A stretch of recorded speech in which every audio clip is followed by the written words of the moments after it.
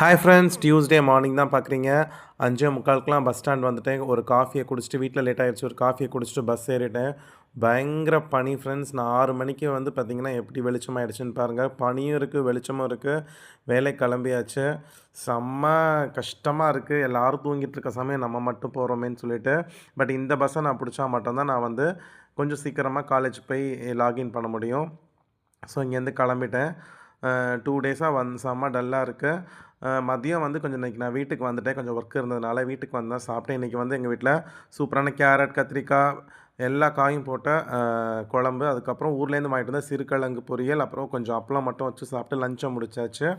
So இன்றைக்கி எங்கள் வீட்டில் இதுதான் ஃப்ரெண்ட்ஸ் லஞ்ச். நான் வீட்டுக்கு வந்து தான் சாப்பிட்டேன். அப்புறம் முக்கியமான ஒரு விஷயம், நியூ இயருக்கு எனக்கு ஒர்க்குக்கு போகிறதுக்காக நான் ஒரு பேக் வாங்கியிருக்கேன், புது பேக்கு. ஸோ ஆல்ரெடி யூஸ் பண்ணிட்டு இருந்த பேக்கு கிட்டத்தட்ட 6 இயர்ஸாக யூஸ் பண்ணிட்டுருக்கேன். ரொம்ப நஞ்சிருச்சு. ஸோ அதனால் சண்டே தான் போய் மங்களில் போயிட்டு ஒரு சூப்பரான பேக் வாங்கிட்டு வந்தேன். இதோட ரேட் வந்து பார்த்திங்கன்னா 750. ரொம்ப சூப்பர் குவாலிட்டியாக இருந்துச்சு. எனக்கு பிடிச்சிருந்த பிளாக் கலரில் இருந்துச்சு. அதுக்கப்புறம் வந்து பார்த்திங்கன்னா ஒரு லஞ்ச் பேக்கும் வாங்கிட்டு வந்துட்டேன். மோஸ்ட்லி நான் எல்லா நாளுமே வீட்டுக்கு வர முடியாது. லஞ்ச் எடுத்துகிட்டு போகிற மாதிரி தான் இருக்கும். அதே சமயம் மார்னிங் பிரேக்ஃபாஸ்ட் எடுத்துகிட்டு போகிற மாதிரி தான் இருக்கும். ஸோ பேக்கில் வச்சா கொட்டிடுதுண்டு அதுக்கான தனி லஞ்ச் பேக். லஞ்ச் எடுத்துகிட்டு போய் சாப்பிட்றதே பிடிக்காது. வீட்டுக்கு வந்து சாப்பிட்றது தான் பிடிக்கும். எத்தனை பேருக்கு அந்த மாதிரின்னு சொல்லுங்கள். ஸோ வீட்டுக்கு நான் வந்து சாப்பிட்டுட்டு கொஞ்சம் ரெஸ்ட் எடுத்துகிட்டு ஈவினிங் வந்து ஸ்நாக்ஸ்க்கு கோயில்பட்டியிலேருந்து வாங்கிட்டு வந்த அந்த கொக்கோ முட்டாயும் கொஞ்சோண்டு ரிப்பன் பக்கோடா சீவல் அப்படின்னு சொல்லுவோம் இல்லையா, அதுவும் தான் சாப்பிட்டேன். ரொம்ப எடுத்துக்க மாட்டேன், கம்மியாக தான் எடுத்துப்பேன்.